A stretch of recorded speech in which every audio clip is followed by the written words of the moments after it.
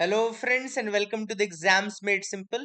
So this is a revision video. You can think of this as a revision video from 21st to 26th of February और 27 जो कि आज का दिन है उसका न्यूज़पेपर एनालिसिस आपको अलग से मिल जाएगा।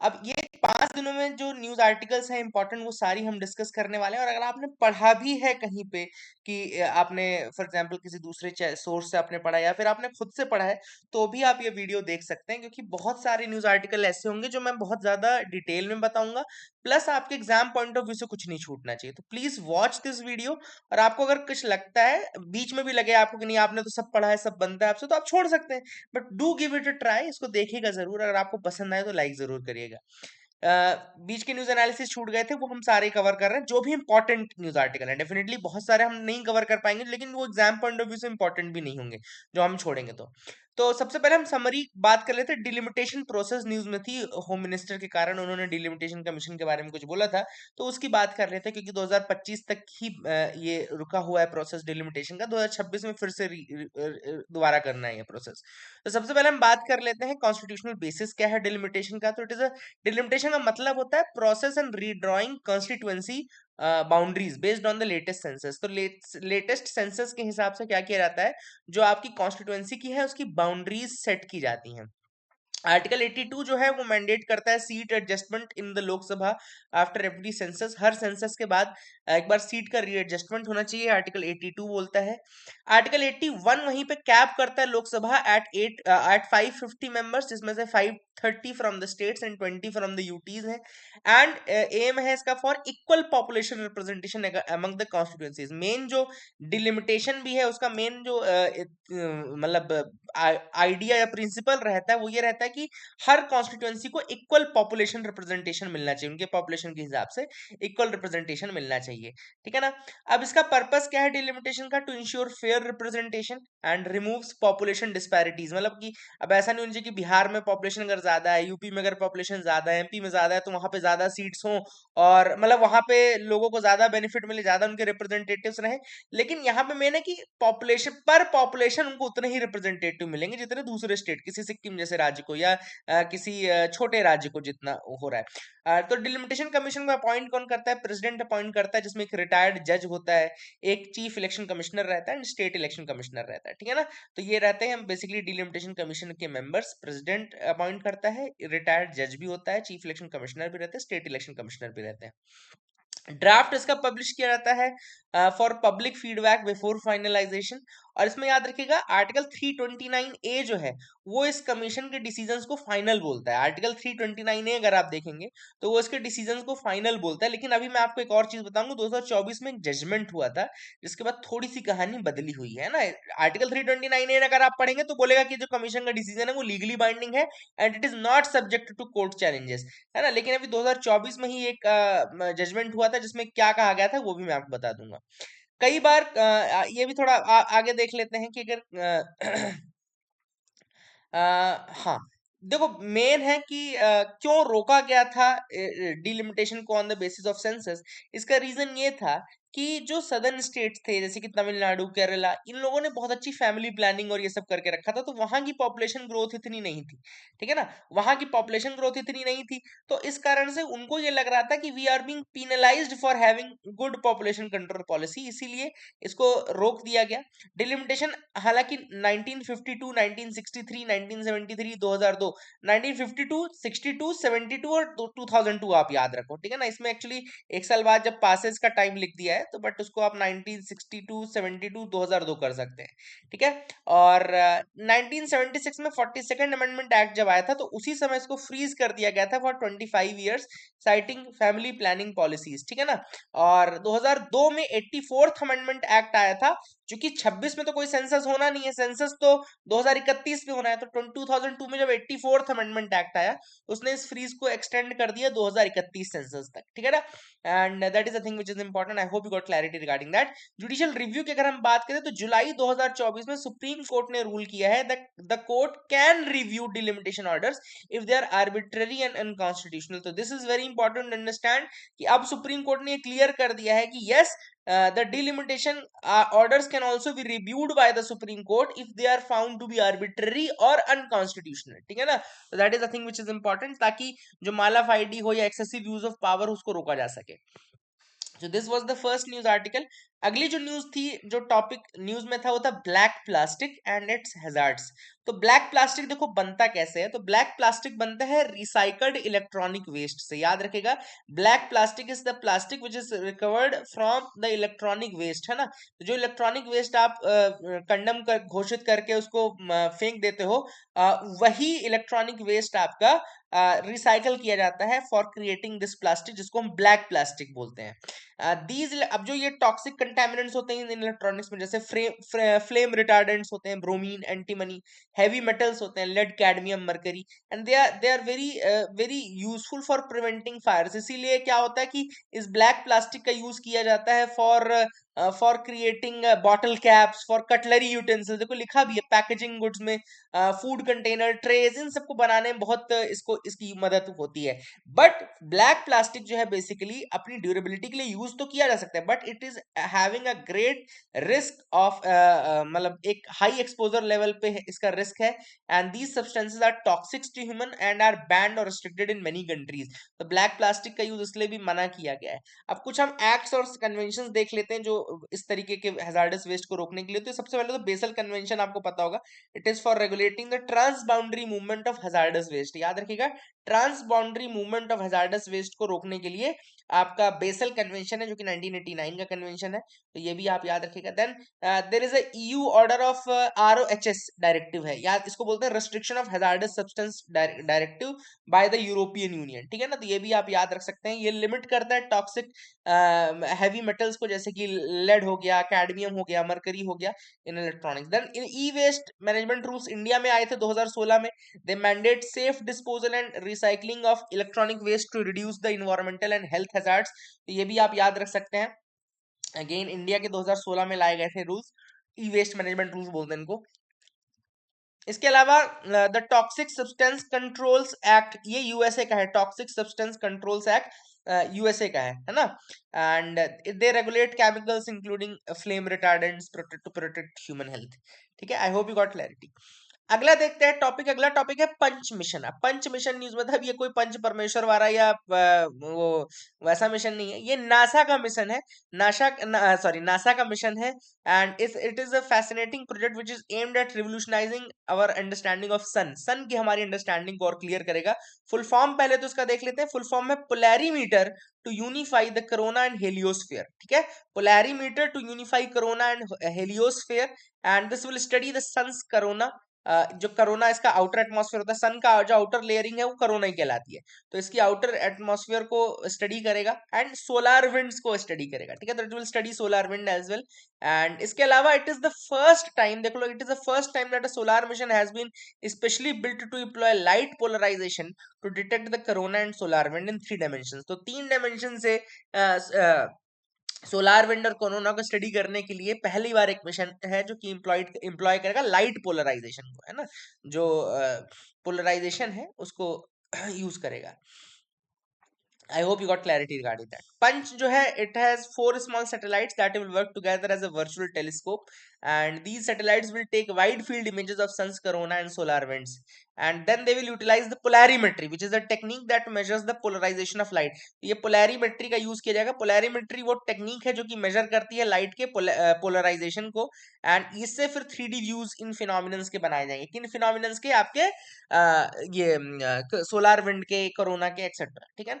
आई होप यू गॉट क्लैरिटी. अब एक और टॉपिक न्यूज में था, स्पाइनल मस्कुलर एट्रोफी. याद रखिएगा, स्पाइनल मस्कुलर एट्रोफी न्यूज में थी. बहुत इंपॉर्टेंट है ये. It's a genetic neuromuscular disease. याद रखिएगा, एसएमए बोलते हैं. एसएमए मतलब स्पाइनल मस्कुलर एट्रोफी. ये एक जेनेटिक मस्कुलर डिसीज है, जेनेटिक न्यूरोमस्कुलर डिसीज है, जो कि अफेक्ट करती है हमारे मोटर न्यूरॉन्स को. मोटर न्यूरॉन्स मतलब कि वो नर्व सेल्स जो कि स्पाइनल कॉर्ड्स में होते हैं, वॉलंटरी मसल मूवमेंट को कंट्रोल करते हैं. मतलब आपके मूवमेंट को, इन सब चीजों को कंट्रोल करते हैं मोटर न्यूरॉन्स. जो आपका ट्रांसपोर्टेशन है, मोबिलाइजेशन है, इसको करते हैं. अब ये क्या याद रखिएगा, सबसे पहले हम बात करें स्पाइनल मस्कुलर एट्रोफी की, तो जेनेटिक डिसऑर्डर है. It is primarily caused by deficiency in the survival motor neuron one, SMN1 याद रखेगा, जीन का नाम है SMN1। देखो ये इंपॉर्टेंट टॉपिक है, ये यूपीएससी पूछ भी सकता है। एसएमए बेसिकली यानी कि स्पाइनल मस्कुलर एट्रोफी जो होती है उसमें मेन डेफिशिएंसी होती है किस जीन में, सर्वाइवल मोटर न्यूरॉन प्रोटीन की कमी हो जाती है, सर्वाइवल मोटर न्यूरॉन की कमी हो जाती है, और जीन का नाम है SMN1। ठीक है, अब लैक ऑफ एसएमएन प्रोटीन, जो ये सर्वाइवल मोटर न्यूरॉन प्रोटीन है, इसकी कमी से ये बेसिकली मोटर न्यूरॉन्स का सक्सेसिव लॉस होता है और इसी कारण से वीकनेस आती है। एट्रॉफी का मतलब होता है वेस्टिंग, मतलब मसल आपकी कमजोर होती जाएगी, कम होती जाएगी और आप कमी आ जाएगी आपके अंदर, ठीक है ना। तो याद रखिएगा, अब आपको कौन कौन सी चीजें इफेक्ट होंगी, तो आपकी मूवमेंट जैसे कि वॉकिंग, क्रॉलिंग, सिटिंग इफेक्ट होगी, ब्रीदिंग इफेक्ट होगी, swallowing, जहां पे भी मसल्स काम आ रही है मूवमेंट के लिए, मोशन के लिए, वो हर चीज आपकी इफेक्ट होगी। याद रखेगा, स्पाइनल मस्कुलर एट्रोफी में आपका कॉग्निटिव सिस्टम काम करता है, मतलब आपका दिमाग काम करेगा, है ना। It does not affect persons cognitive abilities, क्योंकि ये मूवमेंट वाली मोटर न्यूरॉन्स को अफेक्ट कर रहा है। तो I hope you will remember that. अगला टॉपिक है डायमंड ट्राइंगल। अब देखो देखो, टॉपिक जो मैं उठा रहा हूँ बहुत अच्छे अच्छे हैं, आई होप आप लोग को समझ में आ रहा होगा। ये सारे अभी पिछले दिनों न्यूज में थे, अगर आपने नहीं पढ़े तो चलो एक बार पढ़ लो, अगर पढ़ा हुआ था तो रिवीजन कर लो। डायमंड ट्राइंगल की बात करें तो diamond triangle of Orissa news में था, जिसमें 3 जगहें आती हैं, रत्नागिरी, उदयगिरी एंड ललितगिरी। याद रखिएगा, रत्नागिरी, उदयगिरी एंड ललितगिरी 3 जगहें हैं, and they are significant Buddhist heritage sites. याद रखिएगा, इनको डायमंड ट्रायंगल बोलते हैं for a reason, they are 3 important heritage sites of Buddhism, Ratnagiri, Udayagiri and Lalitgiri. वैसे ज्यादातर गिरी वाली जो जगहें होती हैं वो जैनिज्म से अफेक्टेड रहती हैं, है ना, बट ठीक है, that is again important. And the sites are located in Jajpur and Cuttack districts of Orissa. And Ratnagiri को हिल ऑफ ज्वेल्स कहा जाता है, हिल ऑफ ज्वेल्स कहा जाता है। It is the most extensively excavated Buddhist site. इन तीनों में से सबसे ज्यादा एक्सटेंसिवली एक्सकेवेटेड साइट यही है, located between Birupa and Brahmani river. याद रखिएगा, बिरूपा और ब्राह्मणी रिवर्स के बीच में ये लाई करता है, हिल ऑफ ज्वेल्स। याद रखिएगा, Lalitgiri referred to as Naltigiri by local people, Naltigiri बोलते हैं वहां के लोग, वहां पे जो लोग उड़ीसा के हों बता सकते हैं। It is considered one of the oldest Buddhist site in the diamond triangle, one of the oldest site यही है। उदयगिरी की बात करें तो largest of the 3 sites of the diamond triangle is Udayagiri, सबसे बड़ी जो साइट है वो that is Udayagiri of Orissa, है ना। I hope you got clarity regarding that. Then Ratnagiri के बारे में एक और बता दें आपको बात, कि it is believe to be significant centre of Vajrayana या तंत्रयान, जो बुद्धिज्म है ना, वज्रयान या तंत्रयान जो कि महायान से निकला है, तो उसका एक इंपॉर्टेंट सेंटर है रत्नागिरी डायमंड ट्रायंगल में। एंड रत्नागिरी मोनास्ट्री यूनिक है इंडिया में for having a curvy linear roof, तो कर्वी लीनियर रूफ रखने वाली एकमात्र ये यूनिक मोनास्ट्री है, तो that is again nothing which you can remember that, है ना। और उड़ीसा में बुद्धिज्म जो है पर्टिकुलरली फ्लरिश किया था एक डायनेस्टी में जिसका नाम है भाऊमकरा डायनेस्टी। याद रखेगा, भाऊमकरा डायनेस्टी इज अ डायनेस्टी जो कि कहां पे थी, उड़ीसा में थी। अब न्यूज में आ गई है तो आप इसको याद कर लीजिएगा, क्वेश्चन पूछा जा सकता है। तो I hope you got clarity regarding that as well, आपको समझ में आ गया होगा। अगले टॉपिक की तरफ मूव करते हैं। अगला टॉपिक है summary of the panchayat devolution index report. अब पंचायत डिवोल्यूशन इंडेक्स रिपोर्ट क्या है, किसने पब्लिश किया? पहली चीज तो इसको पब्लिश किया यूनियन मिनिस्ट्री ऑफ पंचायती राज ने, और इस इंडेक्स को डेवलप किया है Indian institute of public administration ने, ठीक है ना। यूनियन मिनिस्ट्री ऑफ पंचायती राज ने इसको क्या किया है, पब्लिश किया है, और डेवलप इसको किया है आईआईपीए ने, इसको डेवलप किया है, यानी कि Indian institute of public administration ने डेवलप किया है, ठीक है। टॉप परफॉर्मेंस एंड ट्रेंड्स की बात करें तो Karnataka, Kerala, Tamil Nadu they rank the highest, while Uttar Pradesh and Bihar they showed significant improvement, ठीक है ना। याद रखिएगा, Karnataka, Kerala, Tamil Nadu ranked highest, and Uttar Pradesh, Bihar they showed significant improvement, ठीक है ना। The national average score rose from 39.92 to 43.89।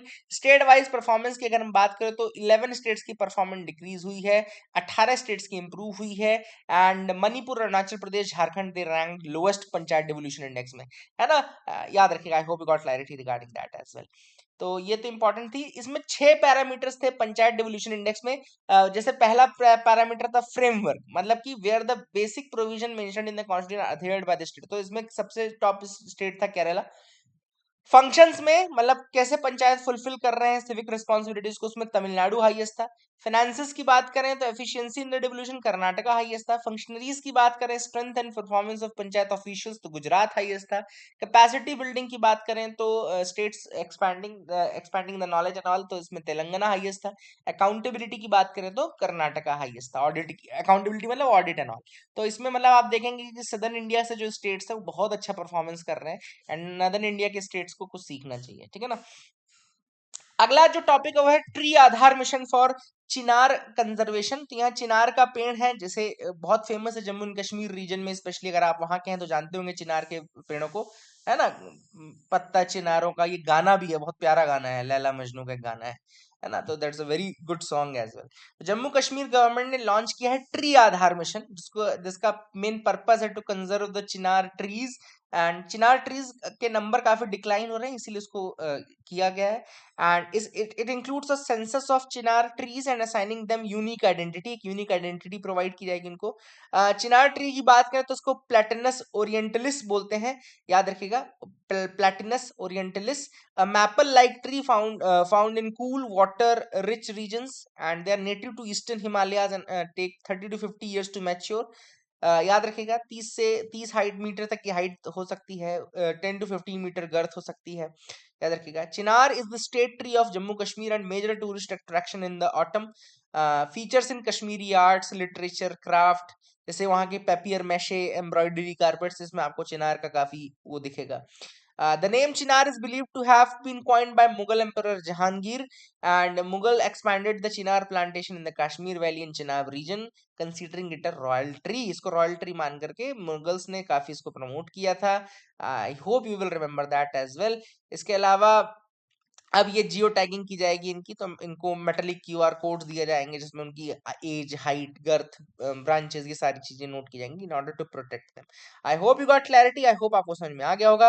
अगले टॉपिक की तरफ आते हैं। अगला टॉपिक है CAG audit on CAMPA fund misuse. अब कैग के ऑडिट की बात चल रही है, तो कैग ऑडिट रिपोर्ट आई है 2019 से 22 की, जिसने फ्लैग किया है misuse of the compensatory afforestation fund by the Uttarakhand forest division under the Campa, यानी कि compensatory afforestation fund management and planning authority के अंतर्गत जो फंड आता है उसका मिसयूज किया गया है उत्तराखंड फॉरेस्ट डिवीजन के द्वारा, ठीक है ना। अब आपको थोड़ा हम बता देते हैं कि इसके कंपनसेटरी एफॉरेस्टेशन के प्रिंसिपल्स क्या है, तो दो प्रिंसिपल हैं, मतलब कि forest provides essential ecological services, है ना, ये माना जाता है। And since a forest land takes at least 50 years to provide similar benefits, project developed must compensate for the interim loss, ठीक है। तो फंडिंग मैकेनिज्म क्या होता है कि कंपनीज जो हो या एजेंसीज जो होती हैं जो डाइवर्ट करती हैं फंड फॉरेस्ट को, उस फॉरेस्ट लैंड को, दे मस्ट फर्स्ट पे the compensatory afforestation, second deposit net present value calculated for 50 years, net present value calculated for 50 years उनको सबमिट करनी पड़ती है। And state governments handle the afforestation projects, है ना, एंड यूजर एजेंसी जो होती है वो सारा कॉस्ट बियर करती है, ठीक है। तो यहाँ पर बेसिकली कैग ने बोला है कि डाइवर्जन ऑफ फंड्स किए गए हैं, मेंट फॉर एफॉरेस्टेशन के लिए जो मेंट थे वो कहीं और यूज कर लिए गए।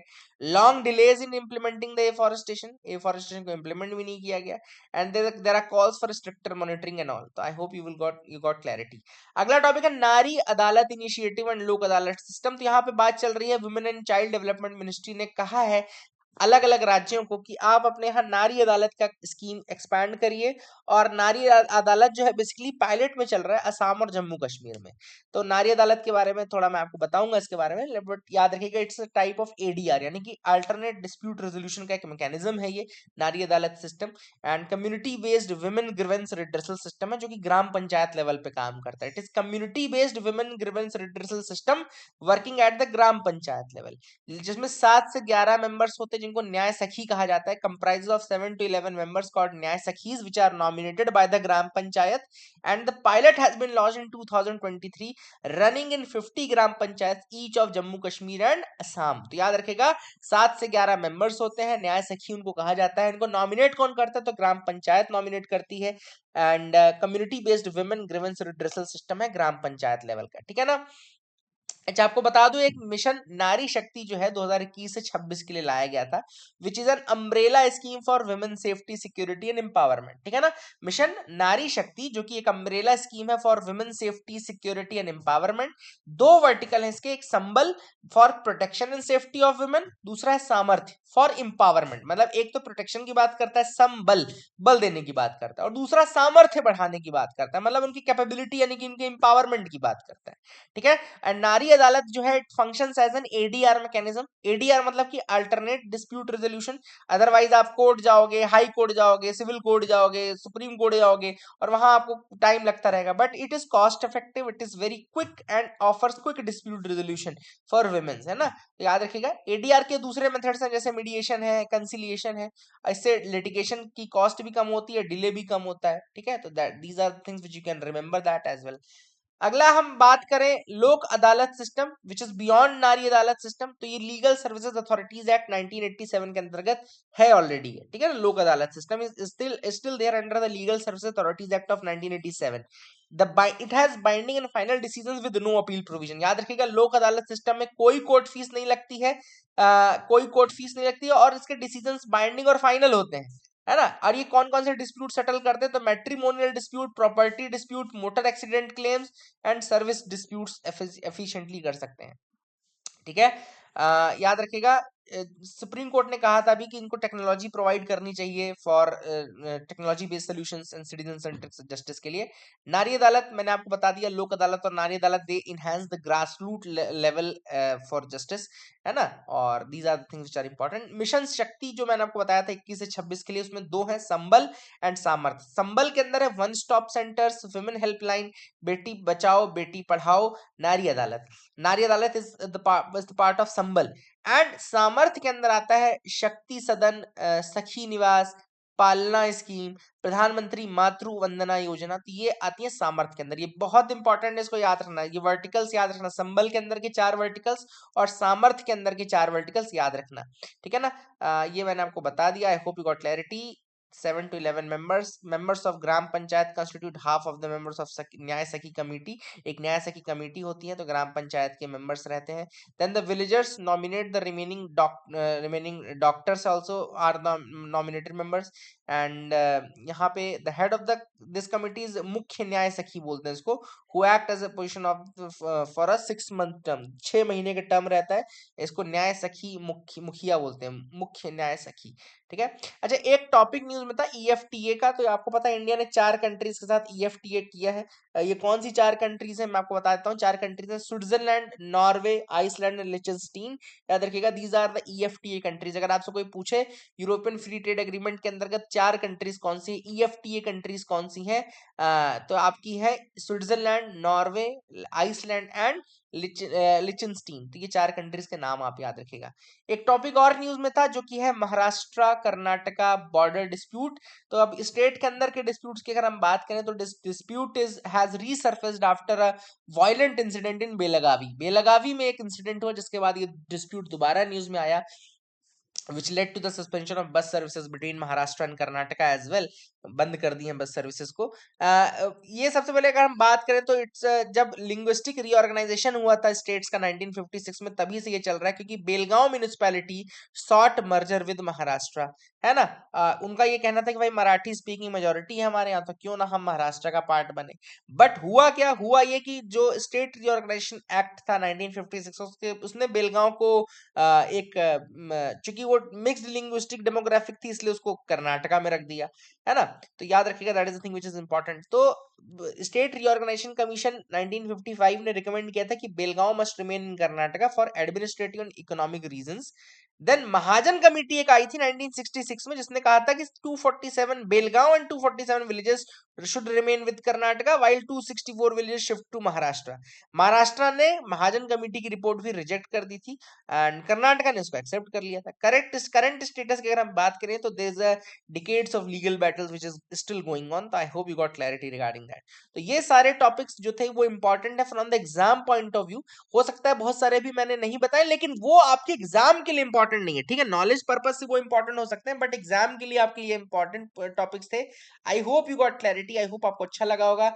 इन टॉपिक्स को पढ़ लेना, याद रखना। That is it for the day. Keep loving us, keep sharing us. Thank you, have a nice day.